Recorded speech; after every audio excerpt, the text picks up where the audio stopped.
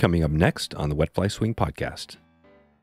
And it's an Alaska holiday of sorts, and it was signed into law by Governor Bill Walker in May of 2016 and established a holiday of Wild Alaskan Salmon Day. And, you know, I think that's so cool because it really does kind of drive home the fact that salmon are really important to this place. They're not only important for, you know, feeding us, but they're culturally important to many people, and they're also, you know, a backbone of a tourism economy and a commercial economy. So they're just really important to this place. That was Margaret Stern taking us into Alaskan Wild Salmon Day, kicking off Alaska Week with an important, massive basin in Alaska.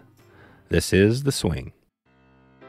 Welcome to the Wet Fly Swing Fly Fishing Show, where you discover tips, tricks, and tools from the leading names in fly fishing today.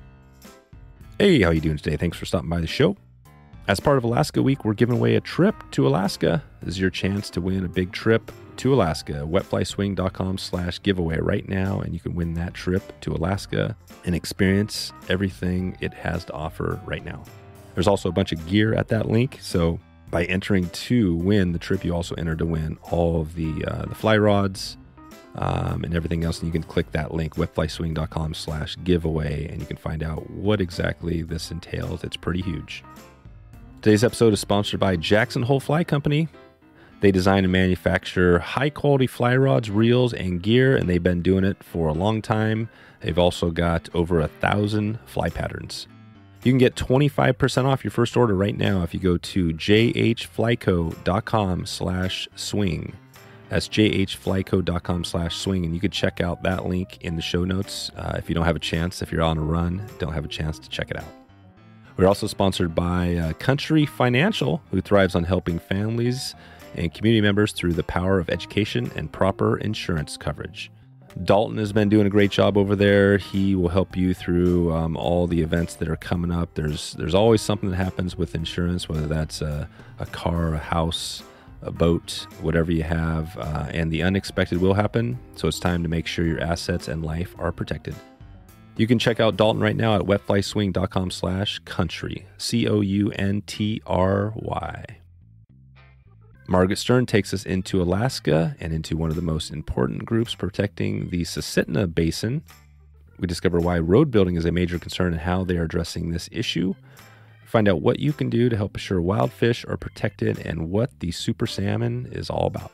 I've sat on the banks of this massive river and floated its tributaries. I've looked at Denali on a clear day, and this is important stuff. So I hope you get a chance to check out this episode and support Margaret and the crew out there. But without further ado, here we go. Margaret Stern from Susitna River Coalition.org. How's it going, Margaret? Hey, Dave, it's going great. Thanks for having me on here. Yeah, thanks for setting a little time aside today to dig into what sounds like you're up in Alaska. We're going to talk about the organization that you're, working with there, and I want to dig into that because Alaska is a super hot topic. Everybody, I love Alaska. A lot of people, it's on a lot of people's bucket list for their number one destination to go to. And you got some important stuff, so we're going to dig into the area. But before we get there, I'm not even sure, are you into fly fishing or any of that stuff? So I do fish. I would not say I'm a great fly fisher person, but yeah, I love getting out and fishing for salmon and filling my freezer every year. That's right. So you get to fill the freezer. That's the one bonus about being in Alaska. Is that ever a challenge, filling up the freezer? Oh, it can be some years, just making the time for it. It's always, summer is so short here that you really got to, it feels like a mad dash to get everything done. So prepping up for winter can be a challenge, but there are lots of opportunities to fill the freezer and lots of opportunities to share with friends. So yeah, normally it's not too much of an issue. Yeah. And so where are you at exactly up in Alaska? So right now I'm actually in Talkeetna, Alaska, which is a small town in the Susitna Valley. And Talkeetna is perched right where three major rivers meet, the Susitna, the Talkeetna, and the Chulitna. It's a great little town, super small, wonderful community, and good spot. So take us back a little bit on I'm always curious because we've had a number of people that live in Alaska, and I always hear these stories about people that went up there just for a short time, a trip, and then they ended up staying up there for like 40 years. How did you end up in Alaska? Yeah. There are a lot of stories like that. I came up similar to what you're saying, just for a summer. And as soon as I got here, I just realized, wow, I could spend my entire life here exploring and just not even, scratch the surface. Yeah. So I ended up staying, and I've been here almost 10 years. Oh, wow. 10 years. And have you been doing the coalition that whole time, or were you doing some other stuff? No, I've done a variety of different things up here. I've been with the coalition almost 2 years. Prior to that, I've worked for the state doing some commercial fisheries, salmon work. I've also worked at hunting camps and, just a variety of different things. Oh, wow. There you go. Well, you're definitely in, and I don't know Talkeetna. I haven't been there, but I think I'm going to be getting up there this summer if all goes well, and so I'm excited to get up there. So for somebody new, maybe if somebody listening, or if I'm heading up there, what is Talkeetna? What should I expect before you get there? What's that look like?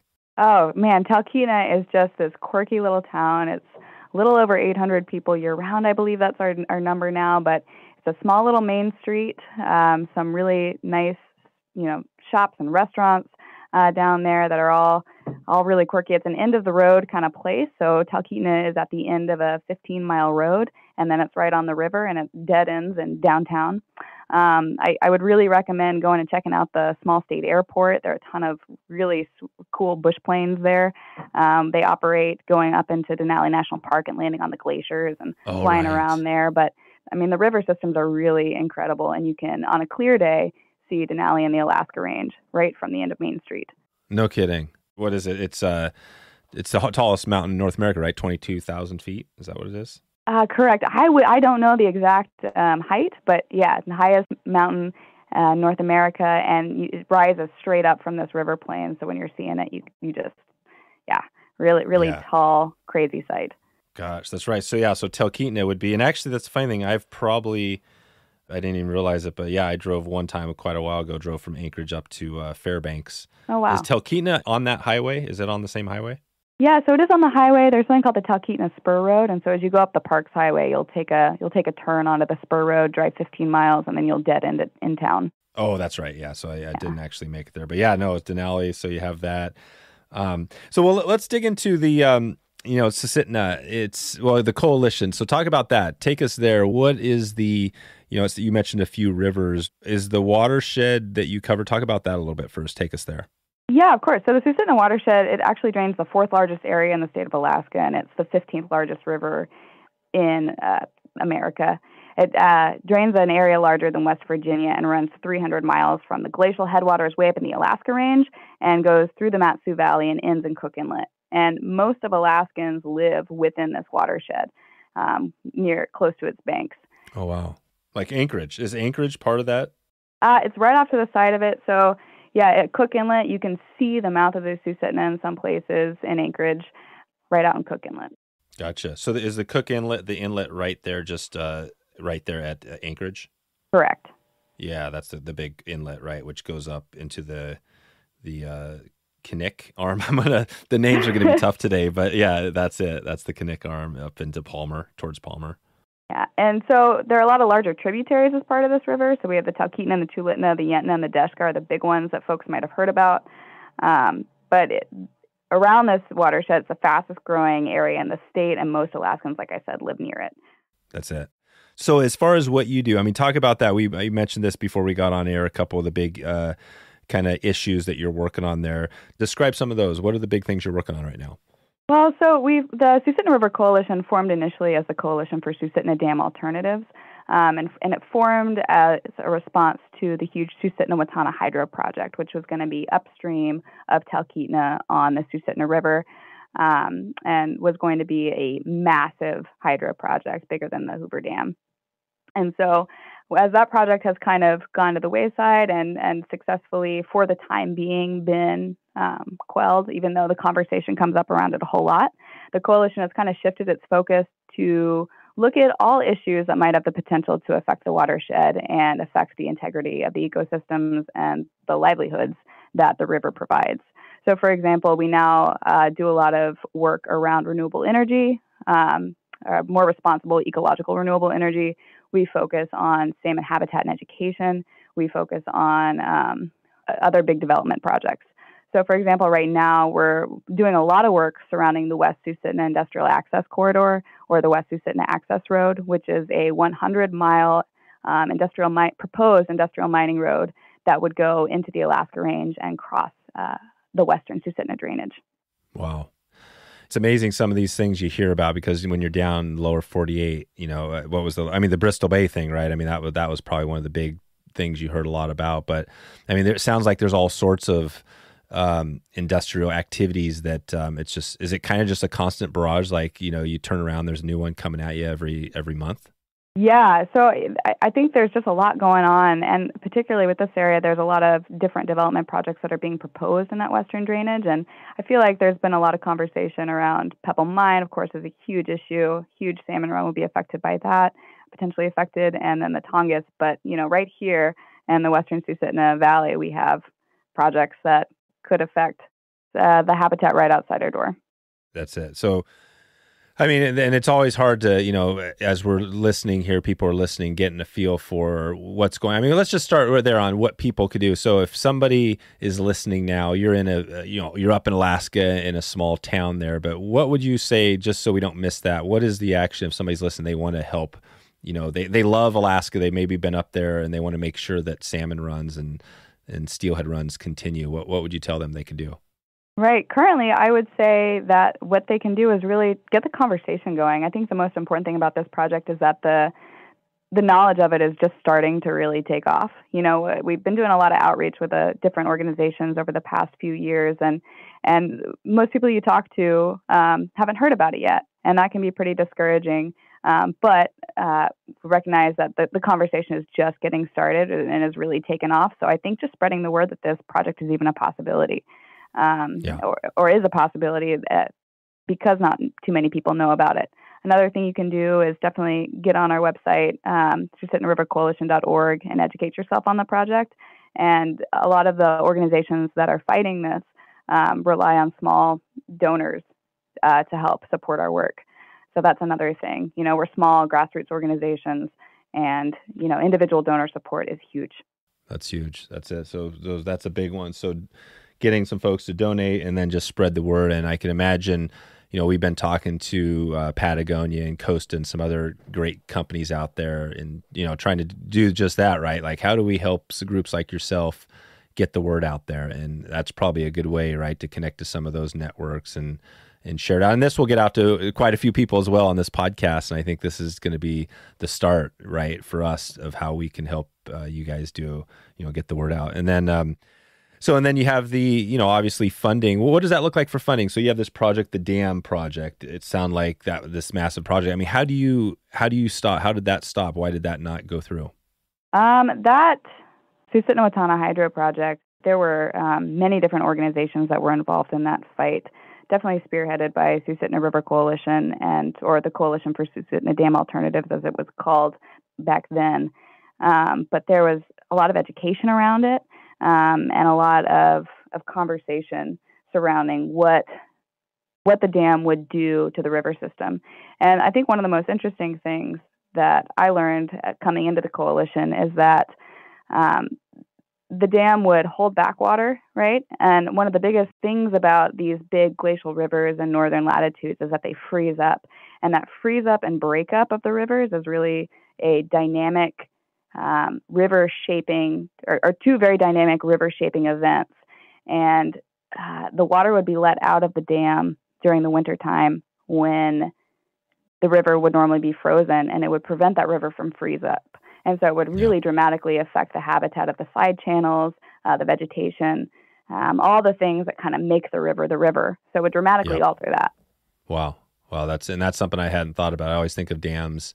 Obviously, they change the dynamics of the stream. Dams are rare. I can't think of an example where they were good for the habitat, right? Because it's usually not the case. But this is even different because now you've got the freezing and other types of, ecological, the geomorphology, right? That's based on a specific type of habitat up there. So exactly. Also, in the end, it was a lot of pressure from the public based on the education of our organization and a few others and a limited budget. And the project was shelved by Governor Walker. There you go. So that's a big part of the piece, right? The public kind of coming out, right? And that's the thing. And I think the Bristol Bay was part of that. You had a lot of people signing petitions and showing up. And I think folks were like, wow, this is not going to be good for politics. So let's just shut it down. Right. But it could pop up again? Yeah, it could pop up again. So, for example, there was a bill introduced in the legislature this year talking about renewable energy and ways to bring Alaska or to increase renewables in Alaska into the future. And there were 6 proposed routes for this, for that renewables goal to be reached, and Susitna-Watana was one of them. So, it's one of those projects that a lot of money has been invested into it, and it seems kind of it gets brought up a lot in conversation, and it still is on the table in some ways, or could pop up at any time. And so we're always still monitoring that. Today's episode is sponsored by FishHound Expeditions, who does Alaskan remote wilderness trips for that massive trip for many of us, that trip of a lifetime. On these trips, and I can speak from this personally, you're going to be floating down the river. You're going to be checking out Alaska, the whitewater, the river trip, the campfires, the northern lights, and of course, the fish. The rainbow trout are powerful and massive, and you probably will not ever experience a rainbow trout like what they have up in Alaska. We caught some huge fish while we were up there. Adam and his crew, Cam, Will, and the group, they've been doing a good job over there. They knocked us away with each evening and morning, great breakfast, just got on the water. They did everything. This is had great tents, comfortable cots, drinks, food. It was all covered. You can check out FishHound right now by going to wetflyswing.com/fishhound, FishHound. And when you go there, you will support this podcast, and you'll support Adam and the crew at FishHound in one shot. Okay, back to the show. And did you mention the Susitna Access Road, the West Susitna Access Road? Yeah, the West Susitna Access Road is another big project that we are focusing on right now. And that would be a 100-mile mining access road through the currently totally roadless area west of the Susitna River. And it would consist of over 156 stream crossings. Some of them would get culverts, some of them wouldn't. And it's estimated to cost about $450 million, but construction projects typically go over budget. Oh, yeah. Yeah, that's right. Wow. So this is just access, like you said before, it's access to get in and do more mining and just more industrial type of activities in the state. Correct. And it's spearheaded by an organization called ADA, the Alaska Industrial Development and Export Authority. And they are a state agency that was created in the 1960s. And they are comprised of a non-elected board that maintains the capacity to provide large amounts of state money to development and drive large-scale projects. And they have very little public oversight, input, or accountability, and they have a really bad track record of dead-end projects. Wow. The other thing about the Alaska is, like, we're talking about fishing. I mean, I'm going to be coming up there for fishing. I mean, the resource for fishing and that type of thing is what it's a big part of what Alaska is.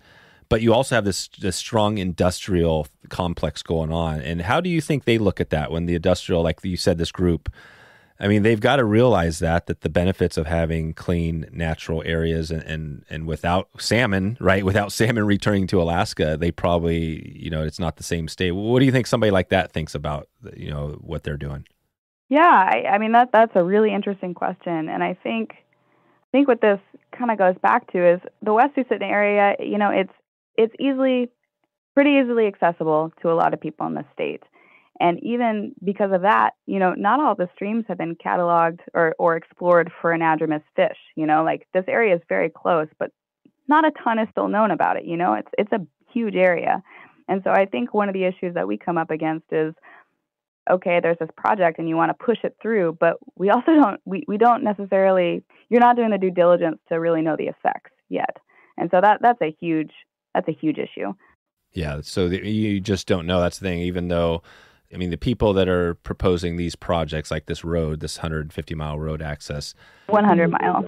100 miles, yeah. They don't have the data that shows the total impacts of what they're going to be doing. They literally are I guess just see it as kind of more money and they maybe see the short term. They don't see the long-term effects of what this could do to the salmon populations.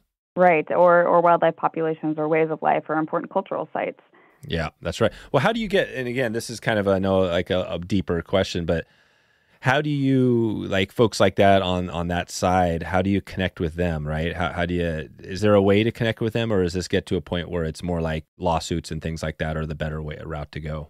I think we'll kind of see what that turns into, but we've been doing a lot of outreach about this project, again, educating the public and asking them to reach out to their elected officials and let them know that this isn't a project that they want.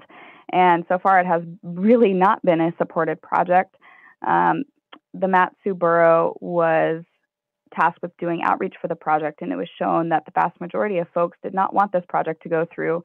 And then there's kind of a conversation about whether the road be public or private. At this point, the cost estimates indicate that it would be a private road, and so people are really mad about that aspect. Yep. And yeah, just keep on reaching out to officials. The public.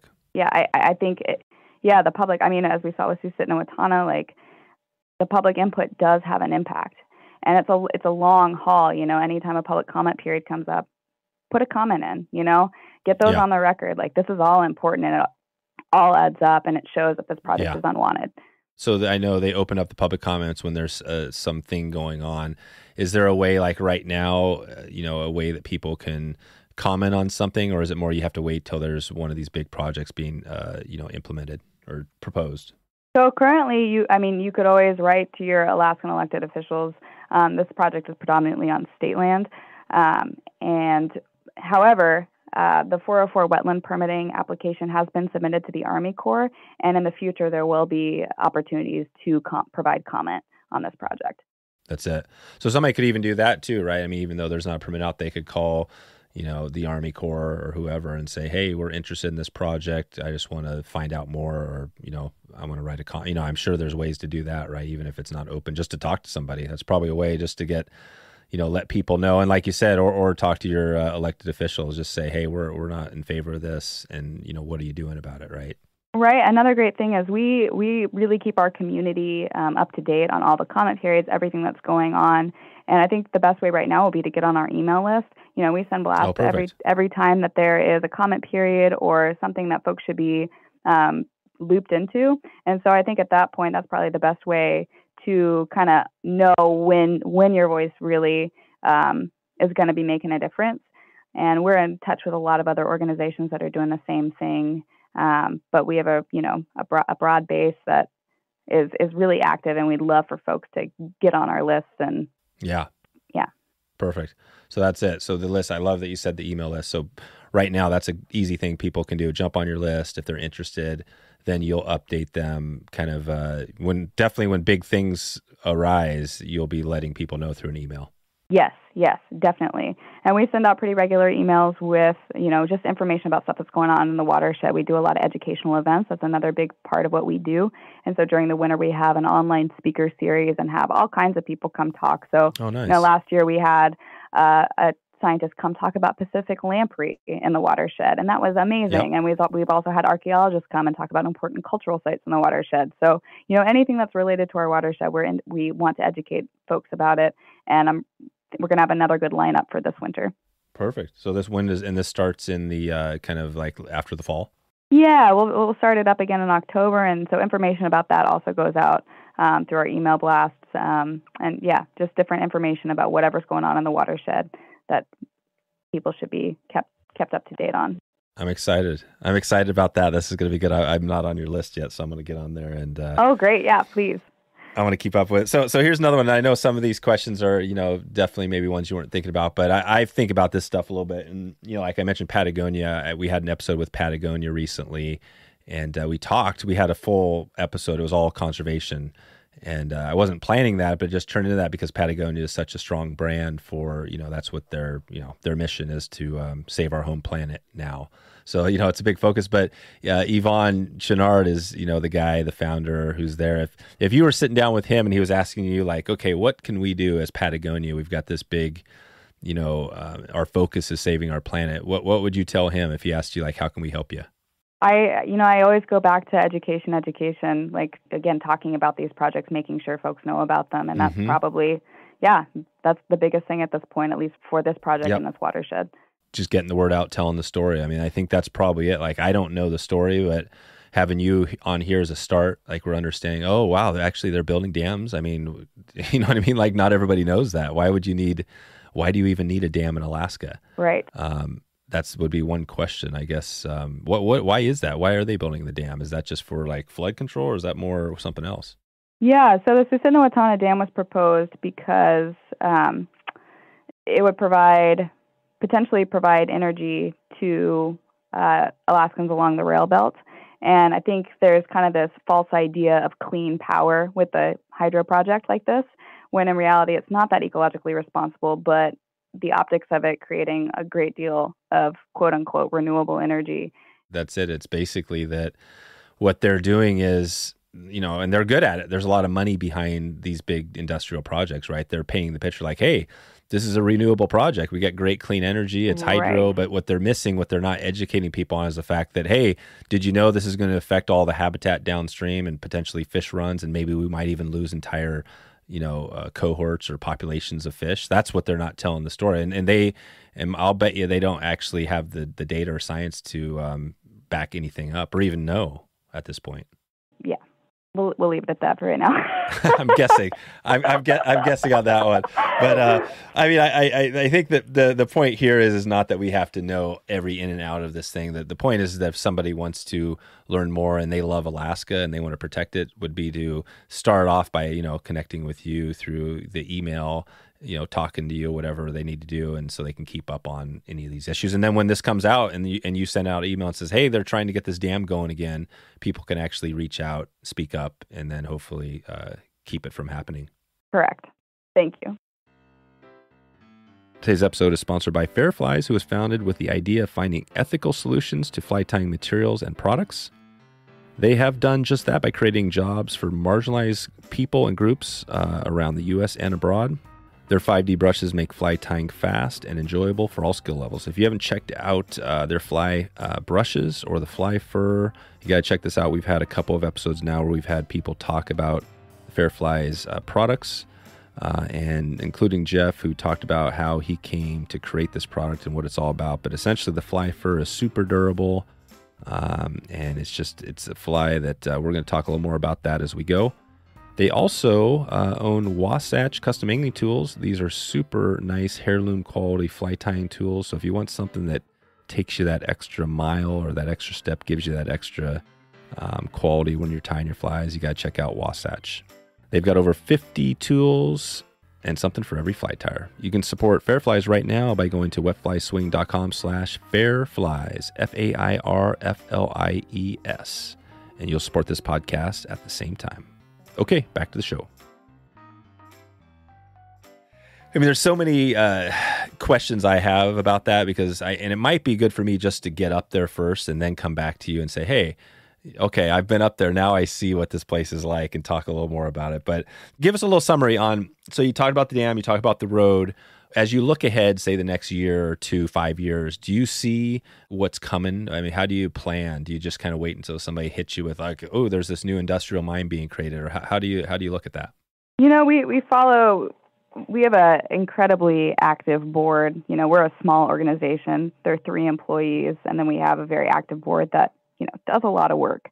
An unpaid board that does a lot of work. And we're just constantly attending meetings and looking at, different organizational meetings and just following what's potentially beyond the horizon. And, at this point, we are really following the West Susitna Access Road. We're looking at different other infrastructure projects that could be on the horizon. And the other thing that we have been looking at is the Susitna Basin Recreation Rivers Management Plan, which is up for revision. And so that management plan is a really important tool for stewardship. So, looking at the horizon, we're just constantly monitoring what's going on in the state, talking with other organizations, having our board and staff, just kind of always on the pulse of what could potentially be coming up. Yeah, they know what's going on. Yeah, and again, we're really looking at what could be done at the borough level, what's happening at the state level. And, over the next few years, we're just always watching for Susitna-Watana. You never know when it's going to pop back up again, even if Yeah. it's, if it's mentioned, we're always listening Right. for it because that is the crux of our, Yep. that's why we began, and that is our main focus. And we will always return to that if that pops back up. Right. And Right. then we are looking at, the long game for this West Susitna Access Road, which, it's a big project. It's going to be a long fight. That's it. So you got a couple of big fights ahead of you, and I'm sure there'll be other little things that pop up along the way. Tell us about a couple of, and I'm not sure other groups. I know Trout Unlimited has been up there. They're a little more national. Are there other groups, small, large, that are conservation minded up, in your area or in Alaska? Yeah, I mean, there are definitely some in Alaska, but Susitna River Coalition is pretty unique. And actually, we're the only local environmental and conservation nonprofit in the Susitna Valley, which is really unique. But we work with a lot of other amazing nonprofits and organizations to help with our mission. So we work with, we are in contact with Trout Unlimited, Backcountry Hunters and Anglers, Salmon State, Wild Salmon Center. There are a lot of really wonderful folks that are all involved in the watershed and the Alaska scene. Yep. There you go. And part of that probably funding wise, I mean, to do your work, are you always constantly working on getting funding to do things, or how does that look? Is that always a struggle on the funding? I am not the person that handles all the funding, but we are involved with, constantly writing grants, constantly reaching out to our membership. This stuff, it does take money, and, we love what we do, and it's, we'd probably be doing a lot of this, with our own time regardless, because we love the place and we love the wild spaces and the experiences that it provides. But yeah, it's always looking, always applying, and in conversation. Yeah. What would you tell somebody that's down in the, down in like Florida right now, that's listening, and maybe they have no plan to ever go up to Alaska, or, you know what I mean? Or they're not super interested. Do you tell them anything like, or is that just not part of the group that you're worried about reaching out to? Is it more you're really focused locally in your area in that part of Alaska? We're very locally focused, but I mean, this place, the Susitna Watershed, is, it's remarkable. It's a gem. And, I think just the fact that it's out there is important, and, provides a space in the imagination of other folks that might not ever get to experience it. And that being said, it's also a somewhat accessible place. You can step off the end of Main Street here in Talkeetna and go fishing, and get pull a salmon up. And so I think that parts of it are very remote, but parts of it are very accessible, and there's a lot of magic in that. Yeah. Are there just kind of the normal, not normal, but like moose, bears just kind of cruising around town? There definitely moose around town. Every once in a while, there's like a Talkeetna Facebook group, and you'll hear there's a bear on, this street. Watch out. But there's definitely wildlife all over the place. Coming in here this morning, I saw, a little fox on the road. Oh, cool. Last night I was up and, saw a few moose and a couple bears from the air, and, it's just, it is a wild space. Yeah. Yeah, it's Alaska. What's the? We're going to get out of here pretty quick, but I saw another thing on the Wild Salmon Day. What do you have going there? Yeah, so Alaska Wild Salmon Day was yesterday. Was on August 10th. Oh wow, I just missed it. Yeah, and it's an Alaska holiday of sorts, and it was signed into law by Governor Bill Walker in May of 2016, and established a holiday of Wild Alaskan Salmon Day. And, I think that's so cool because it really does kind of drive home the fact that salmon are really important to this place. They're not only important for, feeding us, but they're culturally important to many people. And they're also, a backbone of a tourism economy and a commercial economy. So they're just really important to this place. Yeah. And one of those species that you hear a lot, especially now, is like the Chinook, salmon. You always think of Alaska as this unlimited resource, right? But you've heard some things about Chinook maybe not doing as well, right? Summer runs. Do you hear about that? Some of the ups and downs of some of these populations where they're actually, they're having some problems? Yeah, you do hear about that. I think they're one of the species that has it has been struggling in certain places. But I do want to touch on that idea that you mentioned that, we think of Alaska as this limitless place. And I think that's kind of a hard thing to think about because I feel like, people thought that about the West in general, and it's just not that way. It's a place, all these places need to be stewarded and responsibly taken care of. And sure, development is going to happen, but it should happen responsibly, and it should happen in a calculated way, and we should learn the lessons that we've learned elsewhere. For example, with dams, in other places they're tearing dams down, and why would you ever want to build one in this paradise? Yeah, that's it. Yeah, that's the take-home message. I think that's a good comparison. Yeah, the westward expansion. It's kind of, you look at it now, there's a lot of problems, down in the lower 48 out there, and you're up in Alaska, which is that one last remote place that is starting to see some issues around runs, and it makes you wonder. But that's why it's so important having, you out there doing the work on the ground, because if you weren't out there battling the dam, it'd probably be up right now. And if you guys weren't there, there's a good chance there'd be a dam there right now. Is that kind of how you see it? Yeah, but I also, I really believe that the people that are out there experiencing these places, or that want to come to these places, they're a huge part of this. And so, having passionate anglers out there that, want a place where they can go fishing that is wild and remote, but close enough that they can, access it in a 20-minute flight. That's really important too. So just having the voices of these anglers is really important. Right. Everybody on the side there. Well, this is good. I think we've kind of had a little summary here of what you have going on. I know we've probably missed a few things today, but in the next kind of year, I think you probably mentioned it, you're going to be focused on that access road and making sure the dam doesn't pop back up. Anything else you want to highlight before we get out of here? Yeah, the other thing that I would like to talk about is the Susitna Basin Recreational Rivers Management Plan. Oh yeah. So we've been working a lot on the Susitna Basin Recreation Rivers Management Plan, doing a lot of education around that. It is a management plan that was established in 1991 and manages high-use waterways in our watershed.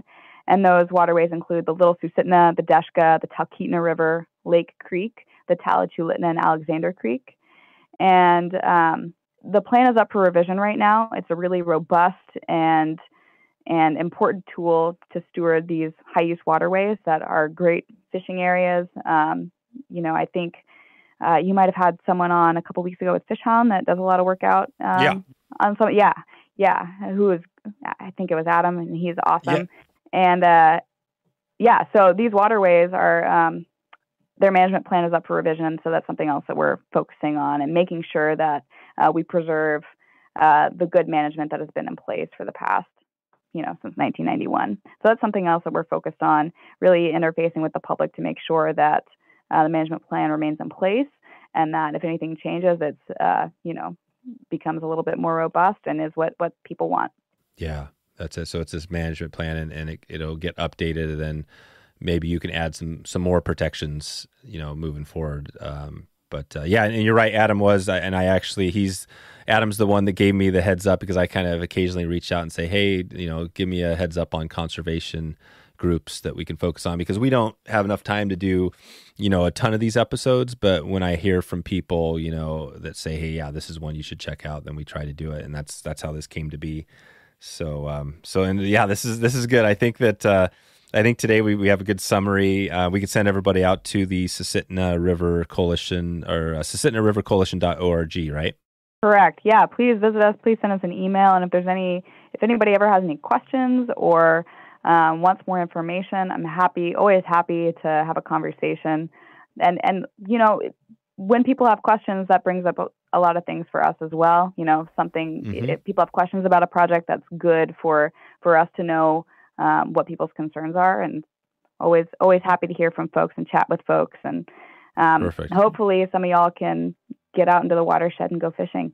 Yeah, I think they are. There's already a few people heading up there, and I think this is probably, we're going to send some people your way to connect with you, maybe get on your email list, and we'll do our best, moving forward to keep the word up and help protect Alaska and your part of the world. So thanks for taking the time today.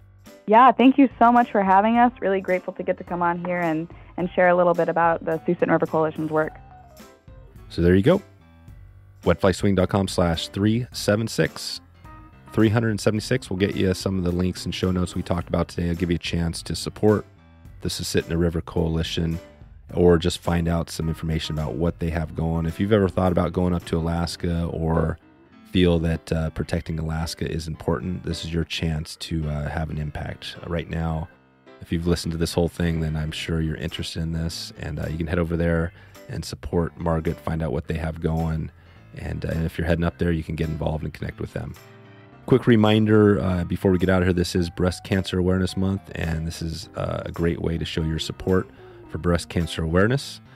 We had an episode of Casting for Recovery on recently. You can check out that episode, and you can go to wetflyswing.com/pink, P-I-N-K, to get a chance to support breast cancer awareness, but also to get some fly tying tools, brushes, and a chance to win a local guided trip at that link. Would love to hear from you. If you get a chance, you can send me an email, dave@wetflyswing.com. If you've been listening here for a while and haven't checked in with me, or it's been a little while, you can do that. Also on social media, Instagram. If you get a chance, you can DM me and let me know. I'd love to hear from you if you've been enjoying some of these episodes. If you have a conservation message you'd like to get out there, or an issue or group, would love that. And if you have a topic or guest, definitely, if I hear from people directly, those are always back top of the list on who we're putting together. All these episodes now are coming from listeners of this podcast, which is you. So if you're a listener and you want me to tee something up, maybe even an old episode, an old topic, I am more than willing to do that by hearing from you. Okay, we also have one huge trip going on right now. This is Alaska Week, and of course we are giving away a trip up to Alaska. And this is with FishHound Expeditions. They're going to be giving away a trip up to this area, the Susitna. It's not going to be on this river, but it's on a tributary of this river, and you are going to get a chance, if you win this, to experience Alaska in all its glory. wetflyswing.com/giveaway is the best chance right now. If you're listening to this right now, wetflyswing.com/giveaway for a chance to win a trip to Alaska and a bunch of gear, including fly rods. I can't even go into it all, but if you go to that giveaway page right now, you'll find out what it's all about. I'd love to connect with you on a trip, maybe this Alaska trip, maybe another trip coming up, or would definitely love to connect with you online if you get a chance. And I'm going to let you get out of here. Hope you are having a good morning. Hope you have a great afternoon. I hope you have a wonderful evening wherever you are in the world. And thanks for the support. Thanks for listening to the Wet Fly Swing Fly Fishing Show. For notes and links from this episode, visit wetflyswing.com.